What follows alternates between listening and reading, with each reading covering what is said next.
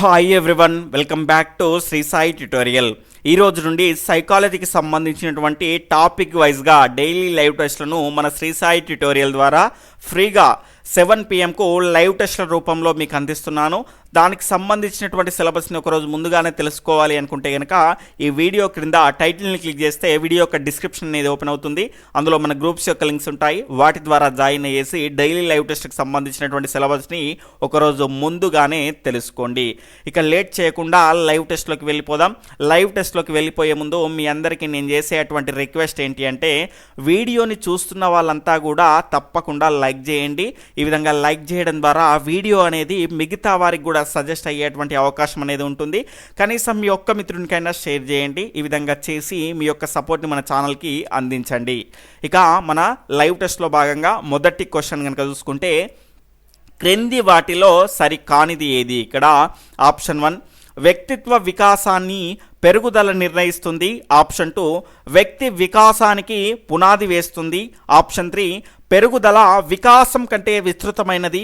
Option 4 పెరుగుదల పరిపక్వత తర్వాత ఆగిపోవును. ఇక్కడ క్వశ్చన్ని బట్టి మీకు 5 నుంచి 10 సెకండ్ల సమయం అనేది ఉంటుంది. ఆలోపు మీ యొక్క సరైనటువంటి సమాధానాన్ని ఫాస్ట్గా కామెంట్ చేస్తూ ఉండండి. ఇక్కడ దీని యొక్క సరి అయినటువంటి సమాధానాన్ని కనుక చూసుకుంటే ఆప్షన్ 3 అండి. మనకు సరికానిది అడిగాడు. ఇక్కడ సరికానిది ఏంటి అంటే, ఇచ్చినటువంటి అంశాల్లో పెరుగుదల వికాసం కంటే విస్తృతమైనది కాదండి. మనకు వికాసంలో ఒక భాగమే పెరుగుదల. ఇక్కడ చూసుకుంటే ఈ స్టేట్మెంట్ ఏ రకంగా కరెక్ట్ అవుతుంది అంటే, పెరుగుదల కంటే వికాసం అనేది విస్తృతమైనది. పెరుగుదల అనేది పరిమితమైనది మాత్రమే. ఒక స్టేజ్ తర్వాత పెరుగుదల అనేది ఆగిపోతుంది, కానీ వికాసం అనేది మనకు జీవితాంతం కొనసాగుతూ ఉండేటువంటి ప్రక్రియగా మనం చెప్పుకోవచ్చు.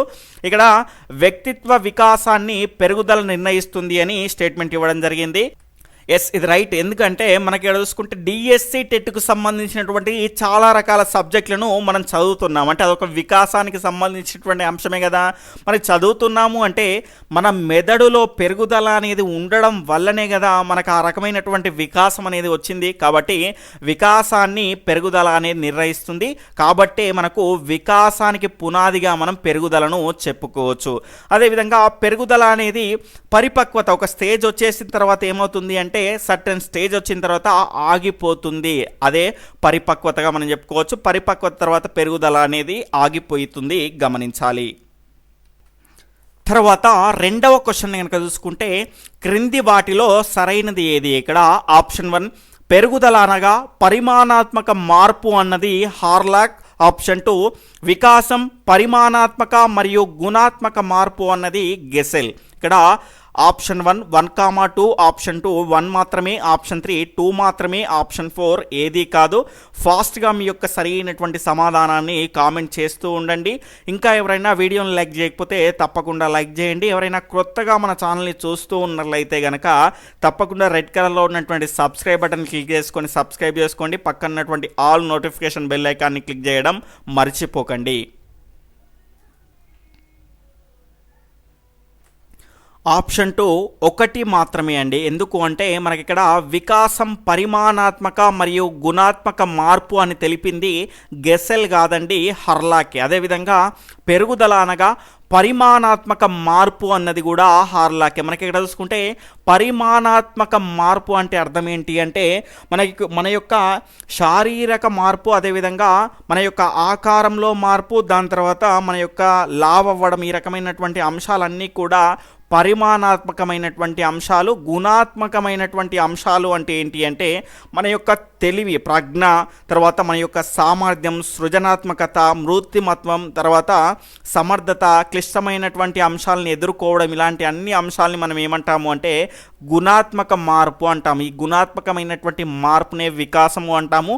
ఈ పరిమాణాత్మకమైనటువంటి మార్పును మనం పెరుగుదల అని అంటాము, గమనించాలి. తర్వాత మూడవ క్వశ్చన్ వచ్చేసి, ఏ క్రింది వాటిలో సరైనవి? ఇక్కడ ఆప్షన్ 1 ఒక జీవిలోని అనేక నిర్దిష్టమైన ప్రతిస్పందనల సముదాయమే ప్రవర్తన. స్టేట్మెంట్ 2 ఒక వ్యక్తి యొక్క ప్రవర్తనను ప్రభావితం చేసే ముఖ్యమైన అంశాలు 3. ఇక్కడ ఆప్షన్ 1 1,2, ఆప్షన్ 2 1 మాత్రమే, ఆప్షన్ 3 2 మాత్రమే, ఆప్షన్ 4 ఏది కాదు. ఇక్కడ ఏమడిగాడు, ఈ రకమైనటువంటి స్టేట్మెంట్ వైజ్ క్వశ్చన్స్ ఇచ్చినప్పుడు ఏం చేయాలి అంటే ఈ రకంగా ఆప్షన్స్ చదివిన తర్వాత మనకు ఒకసారి క్వశ్చన్ని రీచెక్ చేసుకోవాలి. అక్కడ సరైనది అడిగాడా సరికానిది అడిగాడా. మనకి ఇక్కడ ఏమడిగాడు, సరైనది అడిగాడు. కాబట్టి ఫాస్ట్గా మీ యొక్క సరైనటువంటి సమాధానాన్ని కామెంట్ చేస్తూ ఉండండి. దీని యొక్క రైట్ ఆన్సర్ వచ్చేసి ఆప్షన్ 1 1,2 రెండూ కూడా సరి అయినటువంటి అంశాలే. ఒక జీవిలోని అనేక నిర్దిష్టమైనటువంటి ప్రతిస్పందనల సముదాయమే ప్రవర్తన అన్నాడు. మనలో ఉన్నటువంటి అన్ని అంశాల సమ్మేళనాన్ని మన ప్రవర్తన అంటాము. మన నుంచి వచ్చేటువంటి అవుట్పుట్ ద్వారానే కదా మన యొక్క ప్రవర్తన మంచిదా చెడ్డదా ఆ రకమైనటువంటి నిర్ణయానికి వస్తారు ఎదుటి వాళ్ళు. తర్వాత ఒక వ్యక్తి యొక్క ప్రవర్తనను ప్రభావితం చేసే ముఖ్యమైనటువంటి అంశాలు 3 అవేనండి. మనకు పెరుగుదల, గ్రోత్, వికాసము, డెవలప్మెంట్, దాని తర్వాత పరిపక్వత లేదా పరిణితి అంటారు దీన్నే. తర్వాత ఇంగ్లీష్లో కనుక చూసుకుంటే మెచ్యూరిటీ అంట. ఈ 3 అంశాలే ప్రవర్తనను ప్రభావితం చేస్తాయి, గమనించాలి.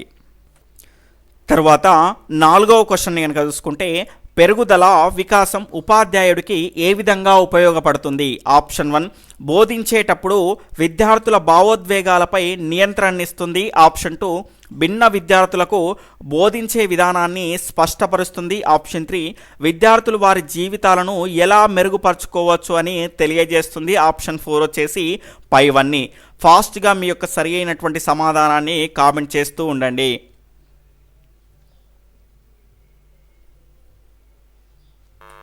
ఇక్కడ దీని యొక్క సరి అయినటువంటి సమాధానాన్ని కనుక చూసుకుంటే ఆప్షన్ 2 అంటే భిన్న విద్యార్థులకు బోధించేటువంటి విధానాన్ని స్పష్టపరుస్తుంది. ఇక్కడ ఈ పెరుగుదల వికాసం ద్వారానే మనకి ఇక్కడ చూసుకుంటే తరగతుల వారిగా విభజించడం జరిగింది. టెక్స్ట్ బుక్ను కనుక చూసుకుంటే ఏ తరగతుల వారికి వారి యొక్క పెరుగుదల వికాసం అనేది ఏ రకంగా అభివృద్ధి చెంది ఉంటుంది అనేటువంటి అంశాన్ని బేస్ చేసుకొని మనకు టెక్స్ట్ పుస్తకాలని రూపొందించడం జరిగింది. ఆ రకంగా మనకు ఆ ఏజ్లో ఆ పెరుగుదల వికాసానికి తగ్గట్టుగానే ఏమి చెప్తే నేర్చుకుంటాడు అనేటువంటి అంశం ఆధారంగానే టెక్స్ట్ పుస్తకాల్లోని అంశాలను పొందుపరచడం జరిగింది, గమనించాలి. తర్వాత 5వ క్వశ్చన్ వచ్చేసి క్రింది వాటిలో పెరుగుదలకు సంబంధించి సరికానిది ఏది. ఆప్షన్ 1 ఇది పరిమాణాత్మకమైనటువంటి ప్రక్రియ. ఆప్షన్ 2 దీన్ని బహిర్గతంగా గుర్తించవచ్చు. ఆప్షన్ 3 ఇది శారీరక సంబంధమైనది. ఆప్షన్ 4 వచ్చేసి ఇది సమగ్రమైనది. ఫాస్ట్గా మీ యొక్క సరి అయినటువంటి సమాధానాన్ని కామెంట్ చేస్తూ ఉండండి.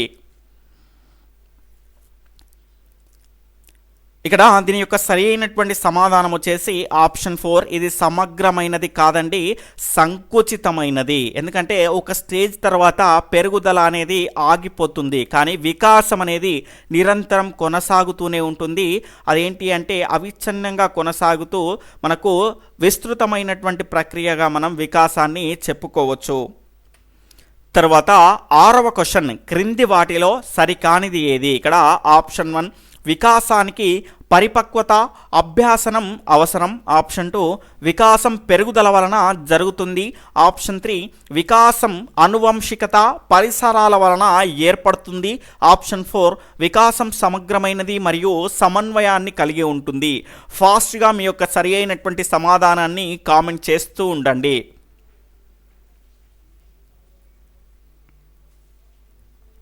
ఇక్కడ దీని యొక్క సరి అయినటువంటి సమాధానాన్ని కనుక చూసుకుంటే ఆప్షన్ 2 అండి, సరికానిది అడిగాము. ఇక్కడ చూసుకుంటే అకార్డింగ్ టు దిస్ క్వశ్చన్ ఇక్కడ చూసుకుంటే అన్ని అంశాలు కూడా మనకు సరి అయినవే ఉన్నాయి. వికాసానికి పరిపక్వత, అభ్యాసనం అనేటివి అవసరం. ఉదాహరణకు మనకు 2 నెలల శిశువుని అప్పుడే వాళ్ళ అమ్మ వచ్చేసి అమ్మ అను అంటే అంటుందా? అనదు. ఎందుకంటే తనకు ఆ వికాసం అనేది ఇంకా జరగలేదు. పెరుగుదల అనేది జరిగి ఆ సమయంలో ఆ వికాసం రావాలి అంటే ఖచ్చితంగా పరిపక్వత చెంది ఉండాలి. ఆ రకంగా మనకు పరిపక్వత చెంది ఉండి మళ్ళీ అభ్యాసనం కూడా కావాలి. చాలాసార్లు నేర్పించడం ద్వారా వింటూ ఉన్న తర్వాత ఒక స్టేజ్కి వచ్చిన తర్వాత 9 నెలలు, 1 సంవత్సరం తర్వాత సడన్గా ఏమొస్తుంది, అమ్మ అనేటువంటి పదం తన నోటికి వస్తుంది. కానీ 2 నెలలకే అమ్మ అను అంటే ఎక్కడికి వెళ్ళంటుందండి? అనదు. కాబట్టి మనకు రెండో ఆప్షన్ కనుక చూసుకుంటే వికాసం పెరుగుదల వలన జరుగుతుంది అని రాంగ్ అన్నాం. ఎందుకు అంటే వికాసం పెరుగుదల వల్ల జరుగుతుంది, కానీ ఎల్లప్పుడూ జరుగుతుందా అంటే జరగదు, కొన్ని సందర్భాల్లో జరగకపోవచ్చు కూడా. పెరుగుదల జరిగి వికాసం జరగకపోతే మనం ఏమంటాము అంటే వాళ్ళని మందబుద్ధులు అంటాము, గమనించాలి. తర్వాత వికాసం సమగ్రమైనది మరియు సమన్వయాన్ని కలిగి ఉంటుంది. ఇక్కడ అన్ని అంశాలు శారీరకపరమైనటువంటి, మానసికపరమైనటువంటి, సాంఘికపరమైనటువంటి, ఉద్వేగపరమైనటువంటి, ఆధ్యాత్మికపరమైనటువంటి అన్ని అంశాలని కలుపుకున్నటువంటి ప్రక్రియనే వికాస ప్రక్రియగా మనం చెప్పుకోవచ్చు. ఇది అనువంశికత, పరిసరాల ద్వారా మనం నేర్చుకుంటేనే కదా వికాసం అనేది ఏర్పడుతుంది. తర్వాత 7వ క్వశ్చన్ వచ్చేసి పుట్టినప్పుడు తల నిలపలేని శిశువు 4 నెలల వయసులో ఎలాంటి శిక్షణ లేకుండా తలను నిలపడం దేన్ని సూచిస్తుంది? ఆప్షన్ 1 పెరుగుదల, ఆప్షన్ 2 పరిపక్వత, ఆప్షన్ 3 వికాసం, ఆప్షన్ 4 ఏదీ కాదు. దీని యొక్క సరి అయినటువంటి సమాధానాన్ని కనుక చూసుకుంటే ఆప్షన్ 2 పరిపక్వత అండి. పుట్టినప్పుడు తల నిలపలేని శిశువు 4 నెలల వయసులో ఎలాంటి శిక్షణ లేకుండా తలను నిలిపింది అంటే కారణం ఏంటి అంటే తనకు జన్మతా వచ్చినటువంటి లక్షణం అండి. ఒక సర్టెన్ స్టేజ్లో మనకు తల నిలపాలి అనేటువంటి లక్షణం అనేది మనకు జన్మతా వచ్చింది, మధ్యలో నేర్చుకున్నటువంటి ప్రక్రియ కాదు. కాబట్టి మనకి ఇక్కడ చూసుకుంటే జన్మతః పుట్టుకతో మనకు వచ్చినటువంటి లక్షణాలన్నిటి కూడా, సహజ సామర్థ్యాలు కూడా మనకు వయస్సుతో పాటు పెరిగి అవి వికసించడాన్ని మనం ఏమంటాము అంటే పరిపక్వత అంటాము, గమనించాలి. తర్వాత 8వ క్వశ్చన్ వచ్చేసి క్రింది వాటిలో సరికానిది ఏది? ఇక్కడ స్టేట్మెంట్ 1 6 నెలల శిశువుకు దంతాలు రావడం పెరుగుదల, ఆప్షన్ 2 3 నెలల శిశువు బోర్ల పడడం పెరుగుదల, ఆప్షన్ 3 కొన్ని నెలల శిశువు తన ఎదుట గల వస్తువుపై దృష్టి నిలపడం వికాసం, ఆప్షన్ 4 వచ్చేసి శక్తి సామర్థ్యాల వివర్తనం పరిపక్వత. ఫాస్ట్గా మీ యొక్క సరి అయినటువంటి సమాధానాన్ని కామెంట్ చేస్తూ ఉండండి.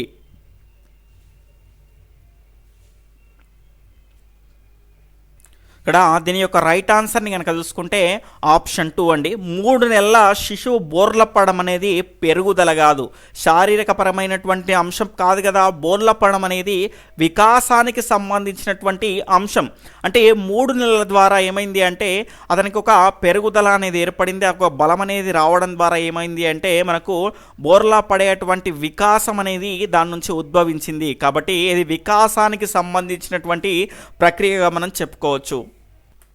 తర్వాత 9వ క్వశ్చన్ వచ్చేసి పురోగమనం, క్రమబద్ధమైన, పొందికైన పదాలు ఈ క్రింది వానిలో దేన్ని సమర్థిస్తాయి? ఆప్షన్ 1 పెరుగుదల, ఆప్షన్ 2 పరిపక్వత, ఆప్షన్ 3 వికాసం, ఆప్షన్ 4 ఏదీ కాదు. ఫాస్ట్గా మీ యొక్క సరి అయినటువంటి సమాధానాన్ని కామెంట్ చేస్తూ ఉండండి. ఇక్కడ దీని యొక్క రైట్ ఆన్సర్ని కనుక చూసుకుంటే ఆప్షన్ 3 వికాసం అండి. ఇక్కడ పురోగమనం అంటే ఏంటి అంటే ముందుకు మాత్రమే వెళ్తుంది, అంటే రిటర్న్గా రాదు, మళ్ళీ స్ట్రైట్గా మనకు ముందుకు వెళ్తూనే ఉంటుంది. ఆ రకమైనటువంటి ప్రక్రియను మనం వికాసము, పురోగమన ప్రక్రియ అంటాము. క్రమబద్ధంగా ఉంటుంది, మనకు ఒకదాని తర్వాత ఒకటి క్రమబద్ధంగా వికాసం అనేది నడుచుకుంటూ వెళ్తూ ఉంటుంది. కాబట్టి నడుచుకుంటూ అంటే కాళ్ళతో కాదండి, మామూలుగా ఒక రకంగా మనకు ఒక సీరియల్ ఆర్డర్లో వెళ్తూ ఉంటుంది. దాని తర్వాత ఈ రకమైనటువంటి పొందికైనా అంటే కనుక మనకు ఒకదాని తర్వాత ఒకటి ఏంటి అంటే జరిగేటువంటి వికాసం, అదేవిధంగా జరిగినటువంటి వికాసం, తర్వాత జరగబోయేటువంటి వికాసం, ఈ రకమైనటువంటి అన్ని మార్పుల మధ్య ఖచ్చితమైనటువంటి సంబంధాన్ని కలిగి ఉంటుంది. అందుకే మనకు క్రమబద్ధమైనటువంటి పొందికైన ఈ రకమైనటువంటి పదాలన్నీ కూడా వికాసానికి సంబంధించినవి. తర్వాత 10వ క్వశ్చన్ వచ్చేసి సాధారణంగా పెరుగుదల వలన కలిగే మార్పులు ఏవి? ఆప్షన్ 1 అభ్యసనం, ఆప్షన్ 2 అలవాటు, ఆప్షన్ 3 ప్రతిస్పందన, ఆప్షన్ 4 వచ్చేసి పరిపక్వత.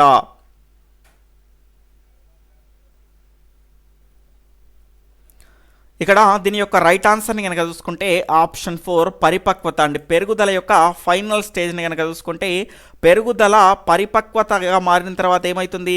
పెరుగుదల అనేది ఆగిపోతుంది. కాబట్టి దీని యొక్క రైట్ ఆన్సర్ ఆప్షన్ 4.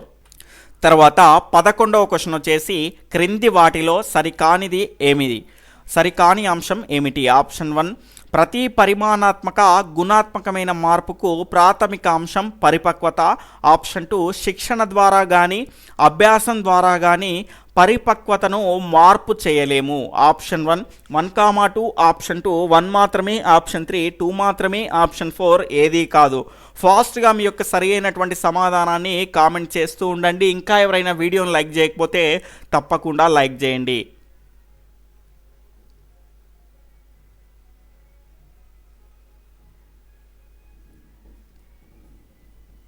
ఇక్కడ దీని యొక్క రైట్ ఆన్సర్ని కనుక చూసుకుంటే ఆప్షన్ 4 ఏది కాదు అండి. ఇవి రెండు కూడా సరి అయినటువంటి అంశాలే. ప్రతి పరిమాణాత్మక గుణాత్మకమైనటువంటి మార్పుకు ప్రాథమిక అంశం పరిపక్వత అన్నాడు. ఇక్కడ మనం జాగ్రత్తగా గమనిస్తే ఒక ఉదాహరణ ద్వారా మనం క్లియర్గా తెలుసుకుందాం. తప్పటడుగులు వేయగల పరిపక్వత చెందినటువంటి శిశువుకు తప్పటడుగులు వేయగలిగినటువంటి పరిపక్వత చెందినటువంటి శిశువుకు 3 చక్రాల బండినిచ్చి నడక నేర్పడం ద్వారా నడక అనేటువంటి వికాసాన్ని పొందడం ద్వారా మనకేమవుతుంది అంటే ఈ రెండింటికి మనకు పరిపక్వత అనేది మనకు చాలా ముఖ్యమైనదిగా ప్రాథమికమైనటువంటి అంశంగా మనం చెప్పుకోవచ్చు. ఇక్కడ నడక నేర్స్తున్నాడు అంటే ఆ కాళ్ళు అనేటివి మనకు పెరుగుదల ద్వారా అందులో జరిగినటువంటి పెరుగుదల ద్వారా అక్కడ పరిపక్వత చెందడం ద్వారా ఏమవుతుంది నడక అనేటువంటి వికాసం అనేది వచ్చింది. కాబట్టి ఆ రెండింటికి మూలం ఏంటి పరిపక్వతనే కదా. తర్వాత పరిపక్వత అంటే ఏంటి అంటే మనకు జన్మత వచ్చినటువంటి లక్షణాలు వాటంతట అవే కాలానుగుణంగా అభివృద్ధి చెందితే దాన్ని ఏమంటాము అంటే పరిపక్వత అంటాము. కానీ వాటిని శిక్షణ ద్వారా కానీ అభ్యాసం ద్వారా కానీ పరిపక్వతను ఎలాంటి మార్పు చెందించలేము. ఇది చాలా ఇంపార్టెంట్ కాన్సెప్ట్ అండి. మనకు శిక్షణ ద్వారా కానీ అభ్యాసం ద్వారా కానీ పరిపక్వతను అస్సలు మార్పు చెందించలేం. మనకు జన్మతో వచ్చినటువంటి లక్షణాలు వాటంతట అవే పెరుగుతాయి, దాన్ని మనం పరిపక్వత అంటాము.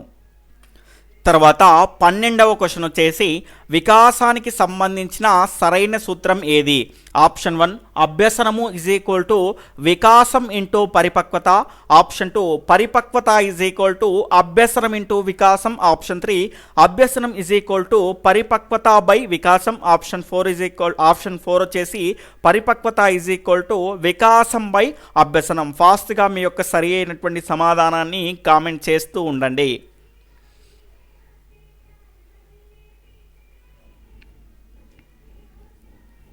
ఇక్కడ దీని యొక్క రైట్ ఆన్సర్ వచ్చేసి ఆప్షన్ 4 అండి. పరిపక్వత = వికాసం బై అభ్యసనం అండి. మనకు జాగ్రత్తగా గమనిస్తే వికాసము development F into M into మనకు ఎల్గా మనం చెప్పుకోవచ్చు, M ఇంటూ ఎల్గా మనం చెప్పుకోవచ్చు. ఇక్కడ F అనేది ఫంక్షన్ అండి.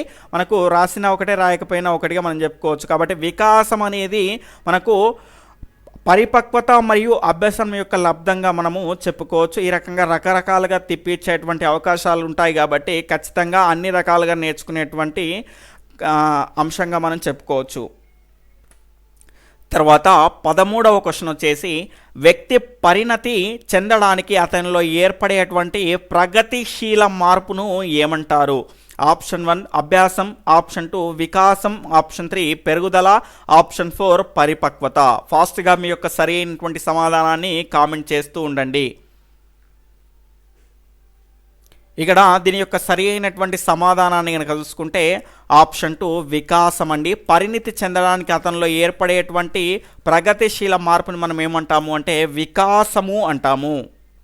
తర్వాత 14వ క్వశ్చన్ వచ్చేసి క్రింది వాటిలో సరైనవి ఏవి? ఇక్కడ స్టేట్మెంట్ 1 పరిపక్వత బాహ్య కారణాల చేత ప్రభావితం చేయబడును. ఆ స్టేట్మెంట్ 2 ఏదైనా విషయాన్ని అభ్యసించడానికి పరిపక్వత అవసరం. ఆప్షన్ 1, 1, 2, ఆప్షన్ 2 1 మాత్రమే, ఆప్షన్ 3 2 మాత్రమే, ఆప్షన్ 4 ఏది కాదు. ఫాస్ట్గా మీ యొక్క సరి అయినటువంటి సమాధానాన్ని కామెంట్ చేస్తూ ఉండండి.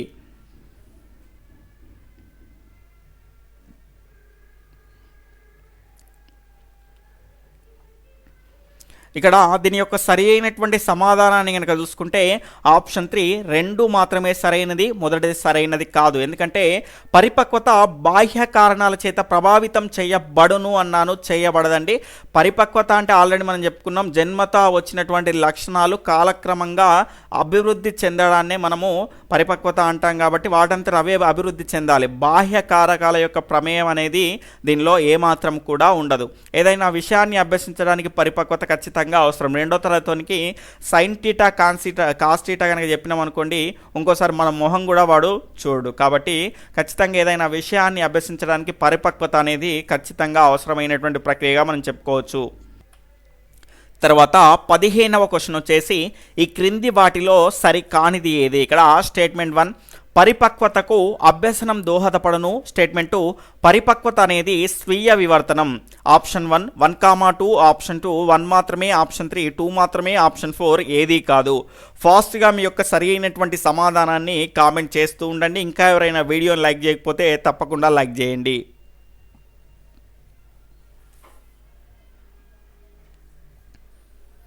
ఇక్కడ దీని యొక్క సరి అయినటువంటి సమాధానాన్ని కనుక చూసుకుంటే ఆప్షన్ 2 1 మాత్రమే. సరి కానిది అడిగాడు. ఇక్కడ పరిపక్వతకు అభ్యసనం దోహదపడదు అని ఇంతకు ముందే చెప్పుకున్నాము. పరిపక్వత అంటే ఏంటో మనం చాలాసార్లు ఇప్పుడే 2-3 సార్లు చెప్పుకున్నాము.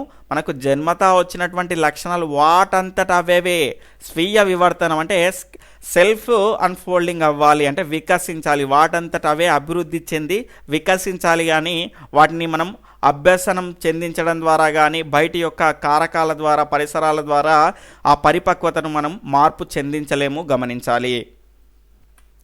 తర్వాత 16వ క్వశ్చన్ వచ్చేసి ఈ క్రింది వాటిలో సరికానిది ఏది? ఇక్కడ స్టేట్మెంట్ 1 ఇది పెరుగుదల అండి. పెరుగుదల లేకుండా వికాసం జరిగిపోవచ్చు. తర్వాత స్టేట్మెంట్ 2 వికాసం లేకుండా పెరుగుదల జరిగిపోవచ్చు. ఆప్షన్ 1 1,2, ఆప్షన్ 2 1 మాత్రమే, ఆప్షన్ 3 2 మాత్రమే, ఆప్షన్ 4 ఏది కాదు. ఫాస్ట్గా మీ యొక్క ఆన్సర్ని కామెంట్ చేస్తూ ఉండండి. ఇక్కడ దీని యొక్క సరి అయినటువంటి సమాధానం వచ్చేసి ఆప్షన్ 4 ఏది కాదండి. ఎందుకు అంటే ఇవి రెండు కూడా సరి అయినవే. పెరుగుదల లేకుండా వికాసం జరిగిపోవచ్చు. మనకు దాన్నే మనం ఏమంటాము అంటే అసాధారణ మార్పు అంటాము. మనకి ఇక్కడ మరుగుజ్జుల్లో కనుక చూసుకుంటే శారీరక పెరుగుదల లేకున్నా కూడా మానసిక పెరుగుదల అనేది మరుగుజ్జుల్లో మనము చూడవచ్చు. అదేవిధంగా అసాధారణమైనటువంటి సందర్భాల్లో మనకి ఇక్కడ బుద్ధిమాంద్యంలో వికాసం ఉండదు, కానీ పెరుగుదల మాత్రం ఉంటుంది, గమనించాలి.